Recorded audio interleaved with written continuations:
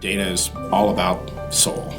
Cities have a soul, they have a heartbeat, and it's made up of the people and the energy between people and around people. She has the knack to be able to see things, see what's possible that other people frankly don't see. She's always felt like she had to get in there into the fray and make a difference. And so I do think she saved the soul before it was completely destroyed.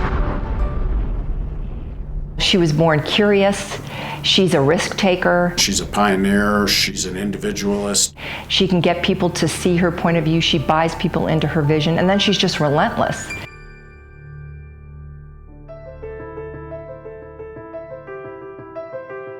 As strong and enduring as the Rocky Mountains they stood beside, as visionary as the views of the Grand Plains they looked across, the women inducted into the Colorado Women's Hall of Fame are trailblazers whose work has improved and enriched our lives.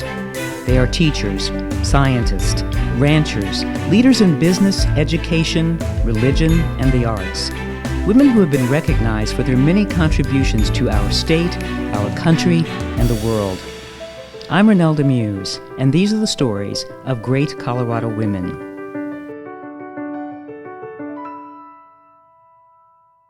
Dana, we all know that you're noted for preservation. So tell me a little bit about how you got started in this field. Well, I grew up in Salina, Kansas, in an American family, and it was a family that had been very, very involved with the evolution of this nation. We had a big family home in Ohio, where my mother and I went to visit every summer.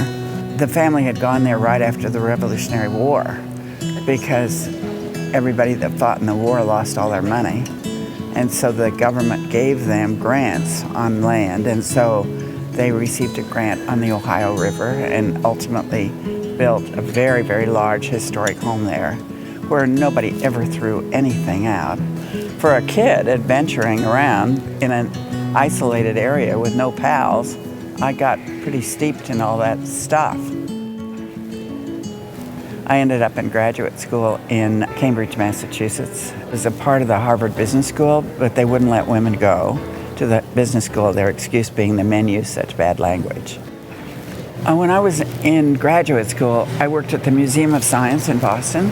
There was a great gal there that was in the public relations department, and she was very generous about teaching me because I was in graduate school and I didn't really know what I would be able to do to make a living. And that seemed to be quite important to my parents and to me. So she helped me learn the PR field, which has been very, very helpful all through the years. And I started working at the Denver Art Museum, and the wife of the director there, Seal Bach, was very, very involved with all the special events and all of the promotion of the Denver Art Museum, and it was home to me. I think Colorado shaped Dana because we have always had a pioneering spirit, and Dana embodies that pioneering spirit for Larimer Square and for Union Station and LoDo. Her vision kind of matched the spirit of Colorado. I think that Denver, being a city that really had such a rich history around railroads and gold mining and oil and agriculture, she really got inspired by that history. I got obsessed about the idea of having a place for people in Denver to understand where the community had come from, and also for a place where we could be stylish and have fun and get everybody involved with it. Diversity wasn't such a big subject at that time, but it was a really big subject with me. Her involvement in real estate really came sort of indirectly out of her desire to create a place, figuring out a way to take a space that maybe was, an old factory or an old machine shop and turning it into something that can be used today. So if the space, for example, was a typewriter repair shop, well, we don't need typewriter repair shops anymore, but maybe we need a place for an artist to do creative work, or a restaurant, or a wine bar, or a great retail store. That's the part that's hard, I think, about historic preservation today, is that you want to preserve the essential character of the building, but find a way to make it relevant and useful today. I don't think she looks at something and says, oh, I can make money here, or this ought to be saved because of this, she will look at it and say, that's pretty special. That's really a reflection of our times or our place, and people ought to enjoy this in a different way. Many people, especially in this business, are driven by what's the bottom line in 3 years, 5 years, 7 years, whatever the time frame might be. It's not that she ignores the bottom line, but it is surely not what drives her. I imagine in the early years, she didn't know what she was doing. She knew what she wanted to do, and she didn't have the money, so she had to raise the money. And those are the challenges in the real estate business then, and they're the challenges today. But she certainly had a big mountain to climb when she started this business.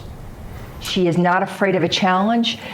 She's not afraid of taking the risk, and for the most part, she's been rewarded. But so have we, because the work that she has done has not just benefited Dana. In fact, sometimes I'm not even always sure that they've all been financially successful initially, although they've turned out to be that way in the end. For her, success was not necessarily how much she made on a deal, but whether she was able to tell a story and preserve the building. For Dana, she looked at any project in the context of the entire urban fabric, and how does that project fit in and make the rest of its surroundings better? It's really all about using the historic buildings to tell stories and give people experiences. Her urban solutions were solutions that fit into the surrounding environment, that made the surrounding environment better, and in turn made her project better. The idea was to create an experience for the people who came to Denver so that they would sort of have a sense of where the city had been and where it is at any point in time and what the future is. So many people who were interested in old buildings watched the wholesale destruction of 22 blocks of our downtown area, and I think the reaction was, we got to do something, to not let this happen ever again. Dana was among the few in the country that had realized that older buildings had a lot of value, and she was doing this in the midst of urban renewal that was in fact had the opposite view and was tearing everything down. I looked for an area where we could do a gathering place for people, and finally I found the 1400 block of Larimer, and I started doing research on it. Businesses were moving out. Half of downtown was empty. It was a place people were afraid to go. They said, avoid Larimer Street. It's Skid Row. It's dangerous. The architecture intrigued her, and she did research on it and found out that this is really where the city started. I think that rich history is what got her excited and said this place is worth saving. Her story at Larimer Square was the people she had to convince and the challenges she had to overcome, and her own personal stake in that project, not just her reputation but her own family treasure, and seeing it through just, I think, demonstrates her ability to stay the course, to stay focused and to do whatever it takes to get the job done. What a lot of people may not remember about Dana's tenure of ownership of Larimer Square is that she owned and operated many of the businesses that were there. And she did that because that was the only way she could really get the kind of tenants for the project that she wanted. A couple of them that come to mind are Victoriana, the antique jewelry store. She started that. And she met the guy from the Tiny Jewel Box in Georgetown and paid him his hourly rate to help her, learn all she could about the antique jewelry business. To go back to those original tenants in Larimer Square, they were so important. We couldn't have made it without them. And running a small business is a huge responsibility. Particularly, we had so many rules because that discipline was so important for the future of that particular block. There's a balance between having a vision and being enthusiastic about something and having the discipline to do it the right way, both economically and within the boundaries of the property or the site or whatever it is you're doing. Oftentimes, we're proposing an idea that a lot of people, have a different idea. And she's relentless. She stays at the table. She comes with her facts. She's willing to take the risk. And she's very capable of convincing people to see her point of view. She was a pioneer, and it's hard to make money and to be monetarily successful, and I'm not saying she wasn't monetarily successful, but it's hard to be monetarily successful when you're on the leading edge. It's hard to find investors, and particularly hard to find investors way back when who would invest in what my children call dirty old buildings. And it was in the 1970s when Dana and some of her colleagues from around the country came up with this idea that preservation could be for profit. The notion that you could invest in an old building and actually get a return on that investment was just unheard of. And at a time when all of the financial institutions in the country were only really writing loans for new construction, there was no such thing as a rehabilitation loan. I think she was at some point able to get some bank loans, but she had to put an awful lot down on the table to really secure those loans. I think the early years were tough and were largely endured by Dana. In Larimer Square, it was funny because the stereotype of the landlord and the tenant was very much in focus, and we had to have people pay rent. And so I had to go out often and collect the rent at a time when the tenants didn't want to pay. And so I dubbed myself the Dragon Lady. The Dragon Lady was a character that was in a comic strip. She was very shapely and always had very long fingernails, and she was ornery. So you knocked on the door and said the Dragon Lady was here, right? Well, sometimes, but I mean, you might as well face what's going on, and I thought, I'm not going to be winning any popularity contests here. But then after we sold Larimer Square, they all came around and said, oh, we miss you, we miss you. As you look around the square, the character of each of those buildings is individual and unique and interesting, and that the idea of just tearing it down, that something would have been lost, the soul, the heart and soul of our city, and it's irreplaceable. And I think it was the first big project that Dana really saved. And I think as people look around Denver, those of us who have been here for a long time, it's hard to imagine our city and our downtown without Larimer Square. The thing about it is that, if you get something accomplished and it's successful, and then they begin to change their minds, and then other people want to emulate those ideas. And then in the case of Denver, it's just a wonderful story that proves the points that the people in the preservation field always want to make, is that it can be very, very successful, and it can add enormously to the character of a community and can attract people to come here because travelers are looking for experiences. And it's really all about using the historic buildings to tell stories and give people experiences. For example, we saved the Oxford Hotel. The Oxford Hotel is definitely one of, I think, Dana's biggest contributions to the city. As we got involved with the Oxford, it had filed for Chapter 11 bankruptcy in 1986, and then for a second time in 1989. She affectionately called it Chapter 22. But again, came through that. But being in LoDo and redeveloping the Oxford Hotel, which was really a flop house, into what it became as the Oxford, is what we really know it today.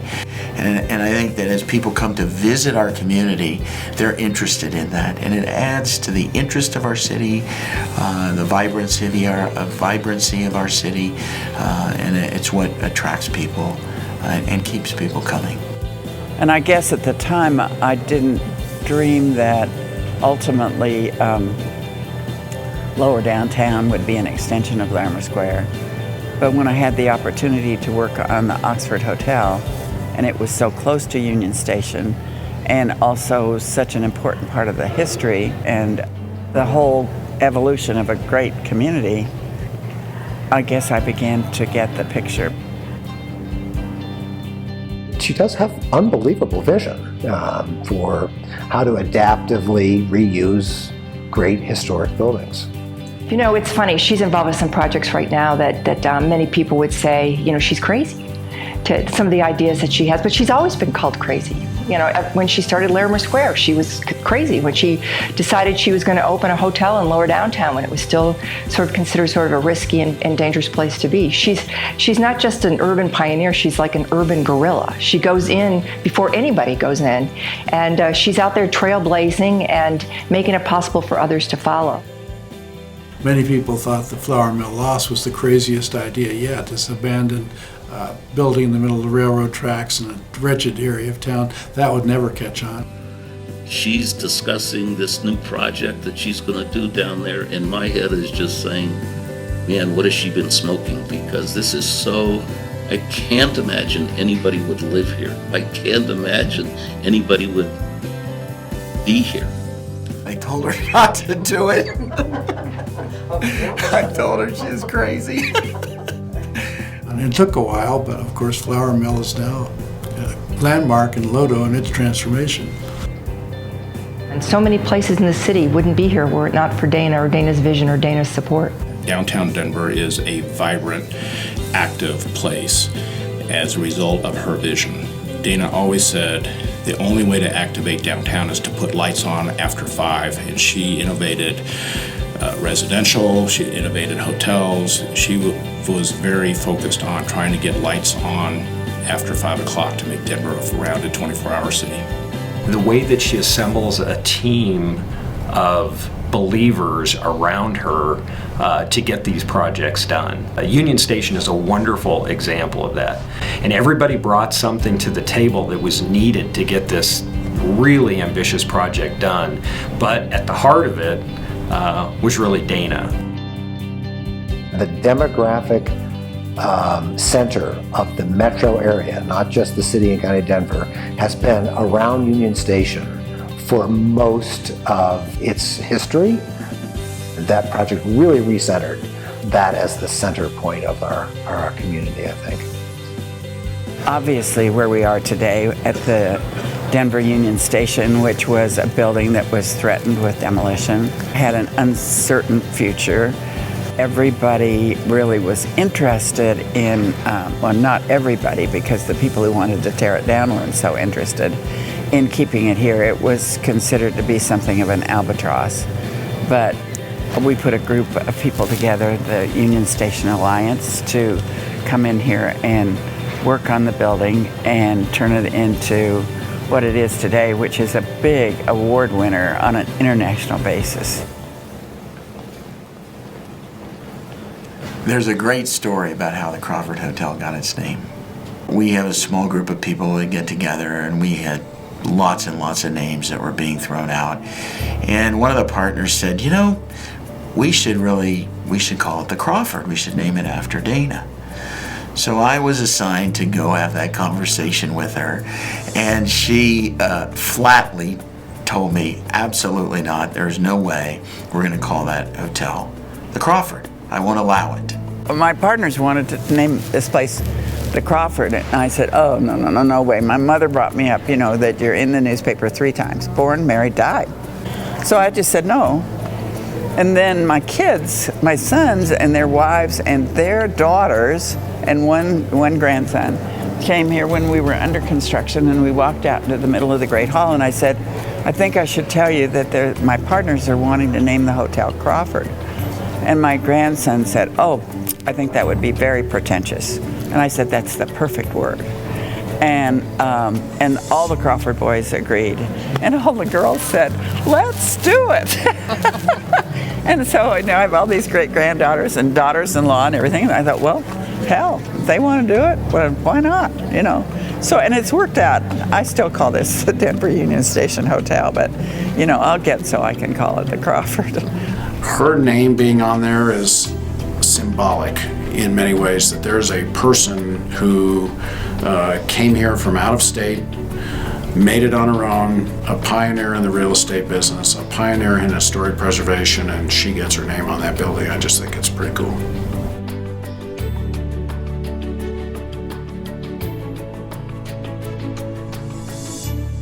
What happens is that these places become so important to the community. They're a part of our identity. Anytime that there's a major sporting event or a major event in Denver, there are always two properties that you can count on being on national television during one of those events. And one of them is Larimer Square and the other is Denver Union Station. So they really are, they're iconic and they're part of our identity. She saw that. She had that vision, and then she had the tenacity, the wherewithal, the ability to get up every day, step over those obstacles that were put in front of her to get the deal done. She raised 4 boys in diapers through toddlers while she was developing Larimer Square. So she was a mom, she was a businesswoman, she was a social activist. People have made a big emphasis about my gender, and I always say, you know, I'm just a person. I don't really like the idea of gender stereotypes. So in that regard, I think that my absence during the period of time when people were marching up and down and burning bras and stuff like that, I wasn't there. I was on Larimer Street digging in the alley, you know. She has national celebrity in many ways. I know when the National Trust for Historic Preservation, which has an annual meeting somewhere in the United States, you know, is putting on any kind of a seminar or a program about adaptive reusing commercial buildings, Dana's on it. She's just been a sought after resource for how do you do this economically and successfully. I think that people say that I've been kind of obsessed, and I think it's okay to be obsessed. Every day she is looking at a new project. She has something to look forward to. She doesn't look back. Many of us try and look back for her, say, what did she accomplish? You rarely get into that conversation with her. She doesn't want to talk about what she did. She wants to talk about something that she's thinking about, something that's going to happen, or how about doing this, or how about doing that. You know, I think that people sometimes don't understand how warm she is and how engaging she is and supportive she is. And she's always wanting to meet new people and surround herself with fun and exciting people. She's never stopped looking for new friends and new allies and new partners. I think the best thing to know about Dana is that when you sit down and you have a conversation with Dana, you're probably not talking about other people and you're probably not talking about events. With Dana, you're talking about ideas. And that's why I so much enjoy and look forward to spending time with her. I think she's a lovely person to work with, and I think her warmth and her just good character is not nearly celebrated as much as it should be. It's not over for Dana. Her greatest legacy may be one that she hasn't totally created, or she's created it and we yet don't fully understand it. Just recently, we purchased the Argo Mill and Mine in Idaho Springs, and we'll continue with its development, but probably have a big restaurant, a destination restaurant and hotel. Idaho Springs, which is, you know, essentially a suburb of Denver, but you got to go up into the hills, that she's taking on, you know, one of the biggest challenges of a mountain town ever. And then I'm also working in Trinidad, Colorado, in the southern part of the state, which is a stunning small town that needs to have somebody help it kind of get up on its feet again. She's as active today as I've ever known her. In fact, I think she may have more projects, more things going on today than at any time that I've known her in the last 20-some years.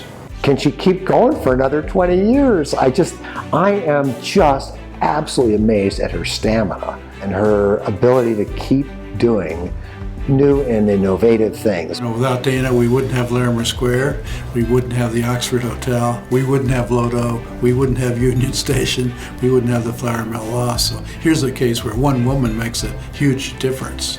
And I think that our city, our community, really owes her a debt of gratitude, because Denver just wouldn't be the same without Dana Crawford.